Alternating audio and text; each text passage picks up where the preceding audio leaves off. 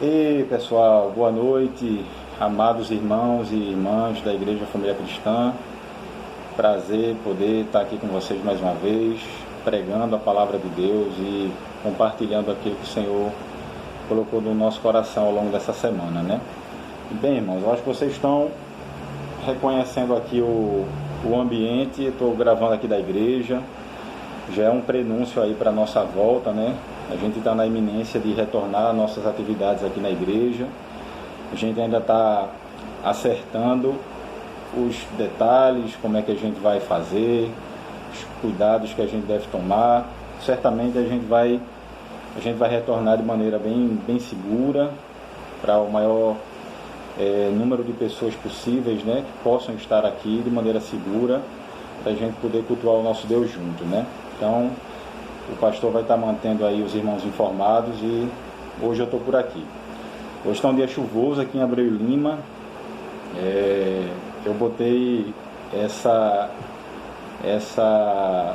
mesa aqui para poder gravar para vocês, porque lá fora está um barulho imenso de chuva, os carros também passando lá fora. Agora aqui a gente sofre um pouco com o calor, né? Porque se eu ligo o ventilador, meu amigo, é um barulho insuportável. Mas o Senhor está me fazendo companhia aqui e o cafezinho também, né? Porque se for para pregar, vamos pregar tomando café. Então, irmãos, eu queria ler um texto com os irmãos hoje. Na verdade, nós vamos ler todo um capítulo da Palavra de Deus, que se encontra no livro de Gênesis, que é o primeiro livro da Bíblia, e fica lá no capítulo 32. Nós vamos ler uma passagem que fala sobre a vida de Jacó, que era neto de Abraão e acabou tornando-se Israel. Então nós vamos ler todo esse capítulo 32 e depois nós vamos conversar sobre algumas questões, tá bom? Eu vou fazer a leitura aqui nessa versão. Diz o seguinte: Jacó estava continuando a sua viagem quando alguns anjos de Deus foram encontrar-se com ele. Quando Jacó os viu, disse: este é o acampamento de Deus. Por isso pôs o nome daquele lugar de Manaim. Jacó mandou mensageiros para a região de Seir, também chamada de Edom, a fim de se encontrarem com Esaú e lhe darem esta mensagem: eu, Jacó, estou às suas ordens para servi-lo. Durante todo esse tempo morei com Labão. Tenho gado, jumentos, ovelhas, cabras, escravos e escravas. Estou mandando este recado ao Senhor, esperando ser bem recebido.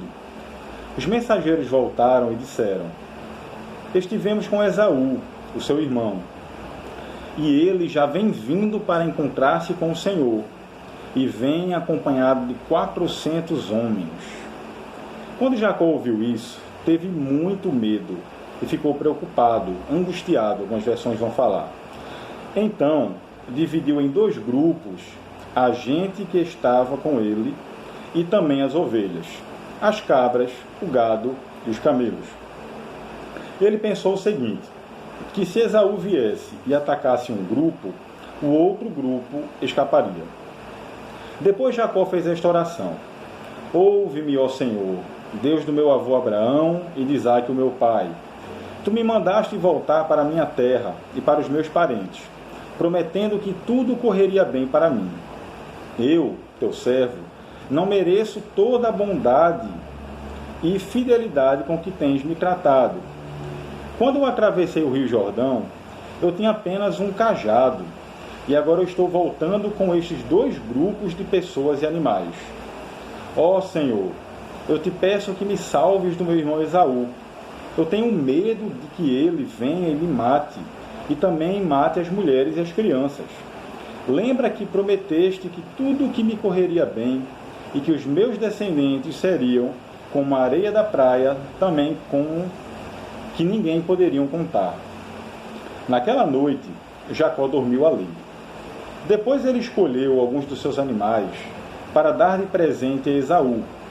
Escolheu 200 cabras e 20 bodes, 200 ovelhas e 20 carneiros, 30 camelas com as suas crias, que ainda mamavam, 40 vacas e 10 touros, 20 jumentas e 10 jumentos.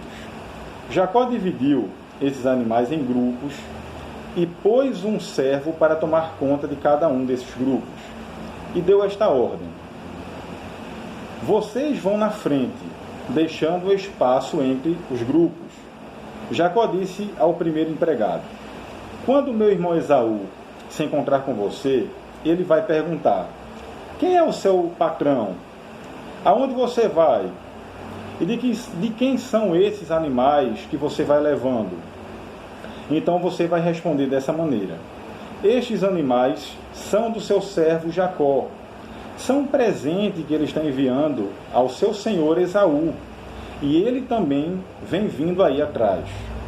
Também ao segundo e ao terceiro e a todos os outros servos que tomavam conta dos grupos, disse Jacó: quando vocês se encontrarem com Esaú, digam a mesma coisa, e não se esqueçam de dizer isto: o seu servo Jacó vem vindo aí atrás. É que Jacó estava pensando assim: vou acalmar Esaú com os presentes que irão na minha frente, e quando nos encontrarmos, talvez ele me perdoe. Desse modo, Jacó mandou os presentes na frente e passou aquela noite no acampamento.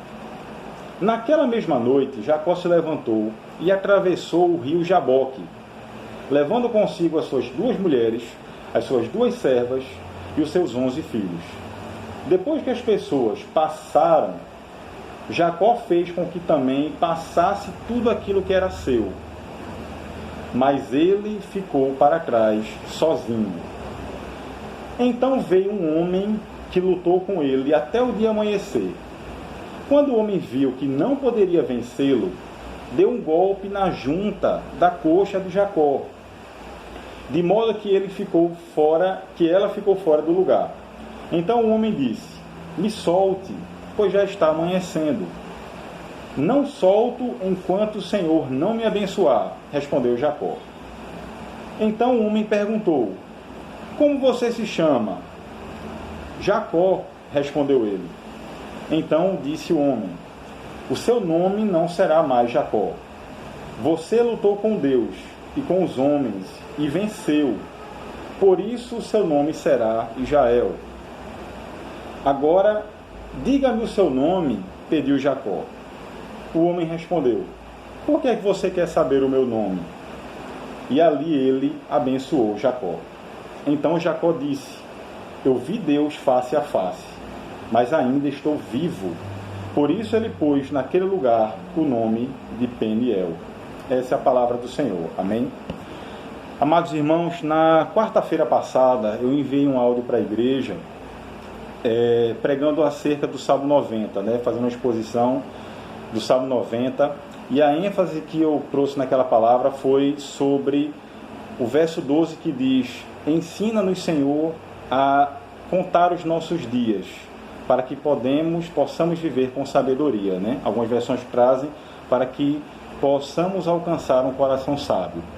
E no enfoque daquela palavra eu disse que nós precisamos pedir ao Senhor e buscar em Deus um discernimento do tempo em que nós estamos vivendo. Essa é, em suma, a oração que Moisés fez. Ou seja, eu preciso discernir o tempo em que eu estou vivendo. Qual a estação, eu falei muito sobre isso, qual a estação na qual Deus está me colocando nesse determinado momento. Porque só apenas eu discernindo essa estação, eu vou poder viver sabiamente, eu vou poder viver da maneira que Deus pretende que eu viva naquele momento. E quando eu estava meditando nessa passagem ao longo dessa semana, veio muito forte essa lembrança daquela passagem que eu ministrei na quarta-feira, quando eu olho para a vida de Jacó.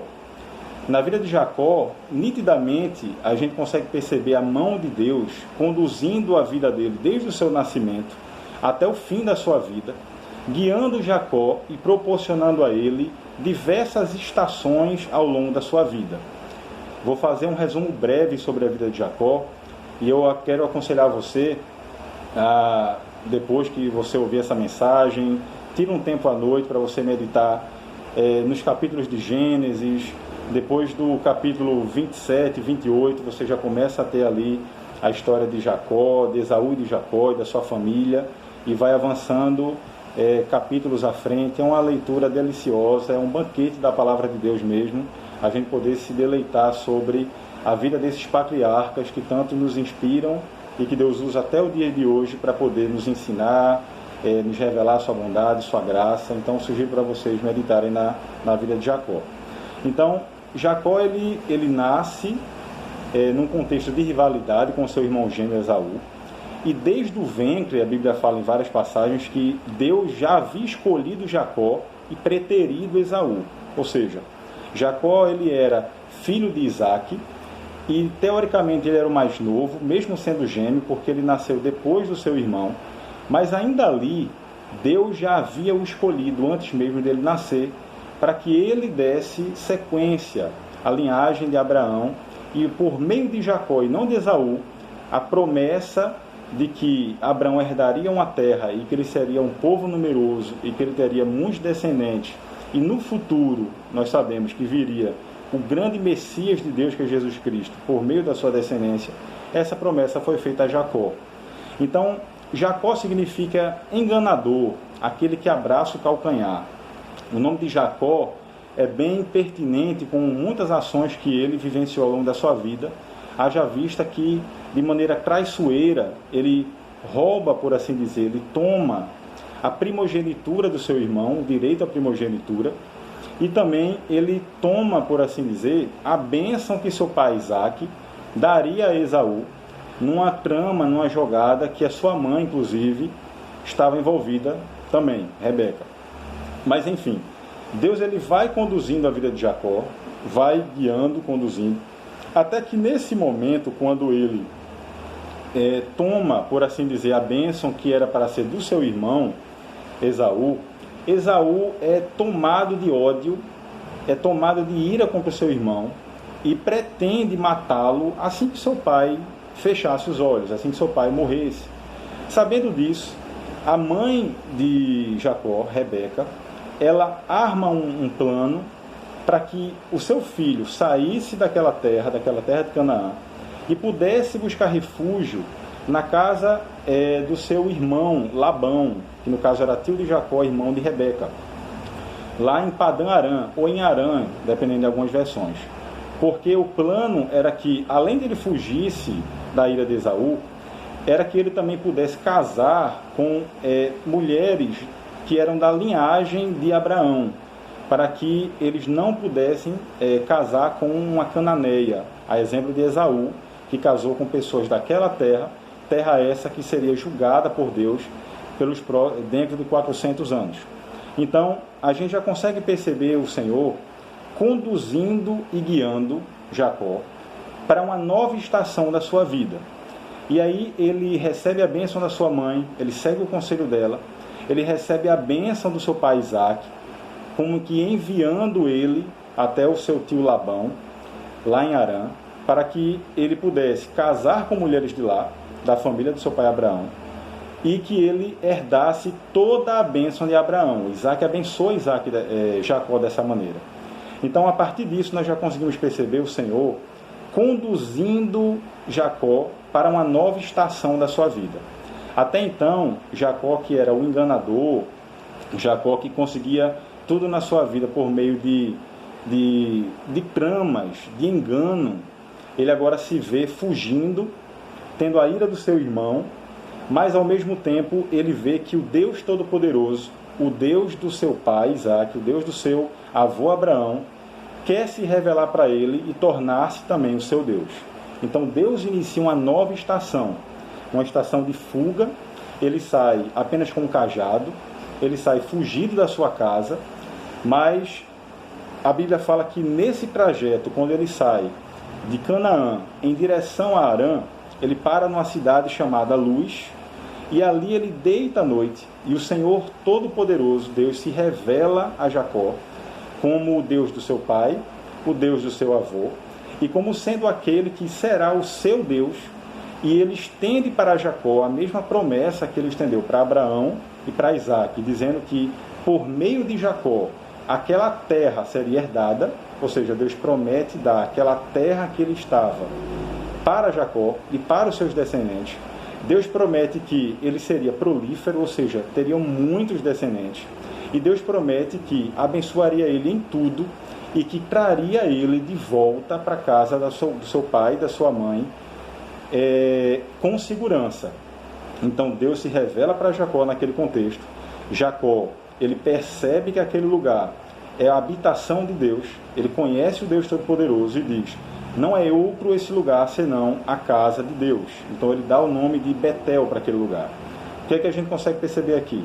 O Senhor movendo Jacó uma nova estação. Aquele que era o enganador, aquele que não conhecia o Deus do seu pai e o Deus do seu avô, passa agora a ele próprio conhecer esse Deus que viria a ser o seu Deus.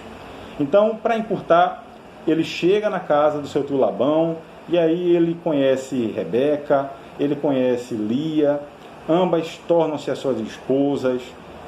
Aquele que sempre foi o enganador, Jacó, passa agora a ser enganado e ser prejudicado pelo seu próprio tio Labão.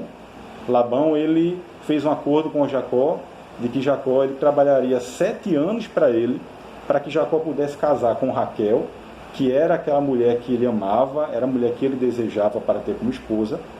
Só que Raquel era mais nova do que Lia, e era o costume do povo antigo, nos povos antigos, sobretudo no Oriente Médio, em que a primogênita, a primeira filha, se casaria primeiro do que a mais nova. Então, quando completa esses 7 anos de trabalho, Labão, ele simplesmente arma uma trama e dá Lia para Jacó passar a noite de núpcias, e depois faz mais um acordo com Jacó para que ele trabalhe mais 7 anos para que, enfim, ele possa ter Raquel também. Ou seja, ao longo de 14 anos ele foi enganado, explorado, ele foi prejudicado mesmo em vários aspectos pelo seu tio Labão. E aqui a gente já consegue perceber também essa lei da colheita, né, irmãos? Jacó, que era o enganador, Jacó, que era aquele que conseguia as coisas por meio de engano e tinha prejudicado tanto seu irmão, mesmo Deus estando com ele, mesmo a bênção do Todo-Poderoso o conduzindo e o guiando, ainda assim ele acaba colhendo todo aquele engano, todo aquele prejuízo que ele causou para o seu irmão, só que agora por meio do seu tio Labão. Então, como está escrito lá em Gálatas, né? De Deus não se zomba. A gente precisa ter muito isso em vista. Não é porque eu sou filho de Deus, porque você é filha e filho de Deus, não é porque Deus nos ama, não é porque Deus ele vai concluir toda a boa obra que ele começou na nossa vida, como ele estava fazendo com Jacó, abençoando Jacó, guiando Jacó, mas não é por causa disso que Deus não vai permitir que nós colhamos as consequências de escolhas erradas que fazemos e de atos pecaminosos que muitas vezes fazemos também, porque aquilo que o homem plantar certamente colherá, como Jacó colheu. Então, mas acima de tudo isso, apesar desse tempo de profundo sofrimento na vida de Jacó, profundo engano por parte do seu tio Labão, ele teve que trabalhar muito e suar muito para poder casar com as suas mulheres e ter seus 11 filhos. A despeito disso tudo, Deus estava conduzindo e comandando a vida de Jacó, como comanda e conduz a minha e a sua vida. Porque Deus é aquele que inicia as nossas estações, Deus é aquele que conduz os nossos passos, e é Ele que inicia um tempo e encerra um tempo na minha e na sua vida. Então, Jacó se lembrou que Deus havia dito para ele que o levaria em paz para a casa dos seus pais. Só que não era o tempo ainda. Então Jacó ele tenta fazer um acordo com Labão para que assim que acabou os 14 anos, assim que acabou o tempo determinado para que ele pudesse trabalhar, para ter as suas 2 esposas, de imediato ele voltasse para casa. Mas o Senhor queria prosperar Jacó. Era um tempo de prosperar, era um tempo que Jacó iria enriquecer bastante. Deus estava abrindo os celeiros do céu para Jacó, e aquele homem que saiu apenas com o cajado da sua casa, ele não apenas ia ter 2 mulheres e filhos agora ele ia ter muito rebanho, muito gado, servos, ele ia ser muito próspero, porque Deus ia dar um tempo de prosperidade para ele, e não era tempo dele retornar ainda. Então, para resumir a história, Deus ele está conduzindo e abençoando Jacó nesse tempo. Jacó enrica, trabalhando para o seu tio Labão. Ele trabalha mais 6 anos para Labão, só que agora esse trabalho é remunerado e Jacó ele consegue enriquecer por meio desse trabalho. É como se o rebanho, o gado e a riqueza que fosse de Labão tivesse agora sendo transferida. Deus estivesse dando essa riqueza para Jacó e ele praticamente enrica muito mais do que o seu próprio tio, conseguindo assim a animosidade não só de Labão, mas dos filhos de Labão também. Então, nesse momento, Deus chega para Jacó, se revela a ele e diz: Jacó, é chegada a hora de você retornar, ou seja, o tempo de Deus. Aquela estação em Harã, ou em Padã Harã, na casa de Labão, chegou ao fim. Aquele tempo em que o Senhor conduziu Jacó para casar com as suas esposas, para poder ter os seus filhos, para poder enriquecer, encerrou. Era chegado o tempo de voltar. Então, Jacó é obediente à voz de Deus e volta, retorna para a casa dos seus pais. E aí alguns capítulos vão se sucedendo na Bíblia, e Labão ele percorre, ele vai perseguir Jacó nesse ínterim. Eles acertam, eles fazem um acordo de um não passar para o lado do outro, e ali eles encerram aquela história em paz. Só que aí chega nesse capítulo 32 que eu li com vocês. Eu fiz toda essa narrativa para poder inteirar vocês um pouco do contexto desse texto que nós lemos, para a gente poder chegar nessa fase da vida de Jacó, em que Deus já está paulatinamente se revelando e se revelando. Jacó está sendo cada vez mais transformado por esse Deus. Jacó está conhecendo cada vez mais esse Deus. E Jacó agora consegue ver a fidelidade de Deus, trazendo ele de volta para casa e vendo que Deus cumpriu tudo aquilo que lhe prometera 20 anos atrás, quando se revelou para ele em Betel. No entanto, chega no momento da vida de Jacó que ele precisa enfrentar um grande problema e um grande medo que há 20 anos ele não conseguia superar, que era o medo da vingança do seu irmão. Por que eu estou falando isso? Porque essa é a palavra que Deus tem ministrado no meu coração e eu queria ministrar para vocês essa noite. As estações que o Senhor nos conduz na nossa vida são paulatinas, e de estação em estação o Senhor vai nos transformando a sua imagem e semelhança. Jacó já não era mais aquele mesmo homem que saiu, de quando ele saiu mais jovem, da casa dos seus pais. Ele já havia sido muito transformado, trabalhado, moldado pelo Senhor. Mas ainda havia no coração de Jacó algo que impedia ele de ver muito mais claramente a graça desse Deus, a glória de Deus, e usufruir a promessa desse Deus, que era o quê? O medo do seu irmão. E na minha e na sua vida também é assim, irmãos. Eu estou vivendo um tempo da minha vida que Deus está expondo vários medos do meu coração, como ele expôs o medo que Jacó estava sentindo do seu irmão. Talvez você esteja vivenciando isso. Medos que você carrega no seu coração de anos. Medos não tratados. Medos que impedem a sua caminhada de florescer muito mais. Medo que impede você de confiar de maneira muito mais profunda no Senhor. E muitas vezes nós adiamos o tratamento desse medo. Nós adiamos o confronto com esses medos. Mas o Senhor está falando para mim e para você essa noite que é um tempo, é uma estação em que Deus vai tratar os medos dos nossos corações. Aqueles medos antigos que você tem guardado durante anos, talvez, como Jacó. Há 20 anos guardando aquele medo. Eu penso que Jacó pensava: como será o reencontro com o meu irmão? Como será? Será que meu irmão já me perdoou? Será que meu irmão ainda guarda rancor de mim? Será que meu irmão ainda tem problemas contra mim? E naquele momento, no capítulo 32, como nós lemos aqui, chegou o tempo de ele retornar, porque Deus disse que ele deveria retornar.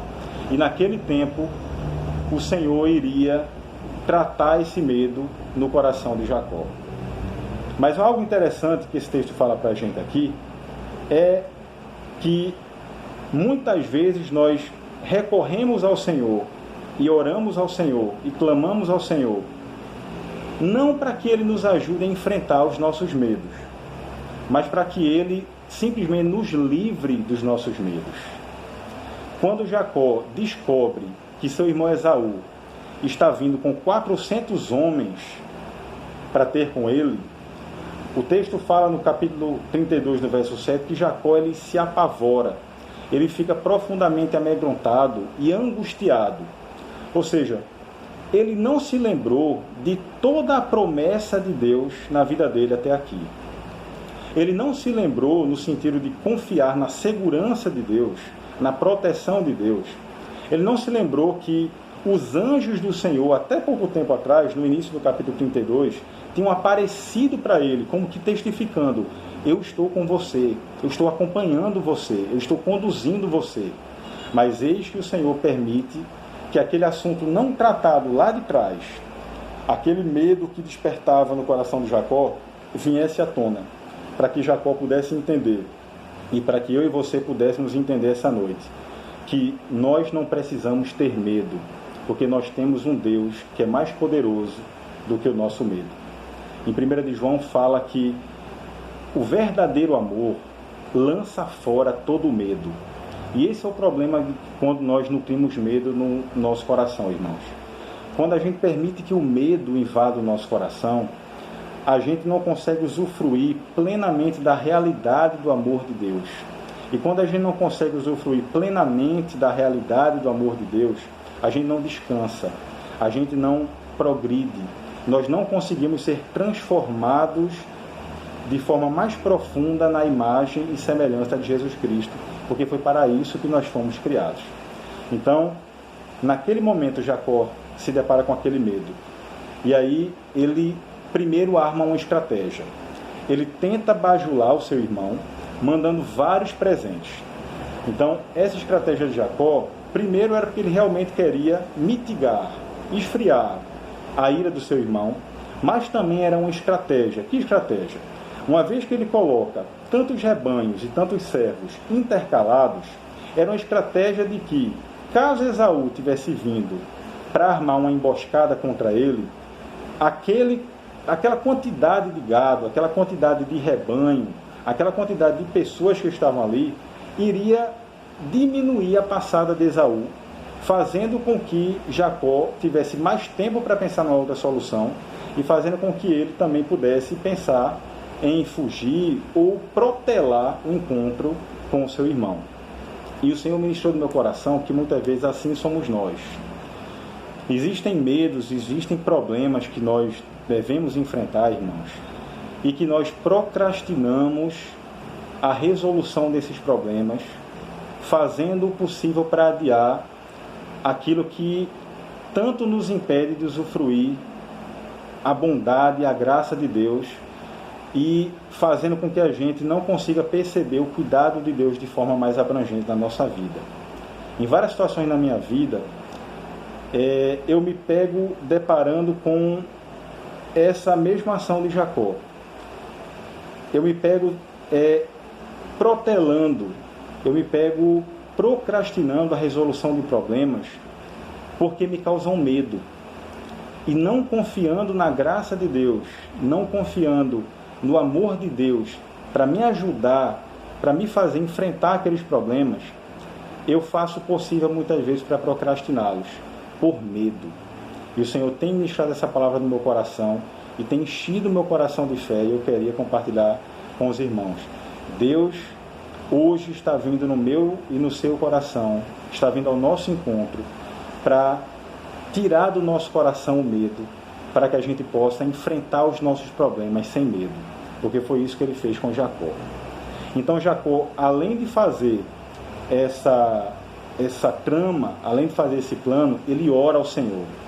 Ele ora ao Senhor, agradecendo ao Senhor por tudo que o Senhor tinha feito, está aqui no verso 9.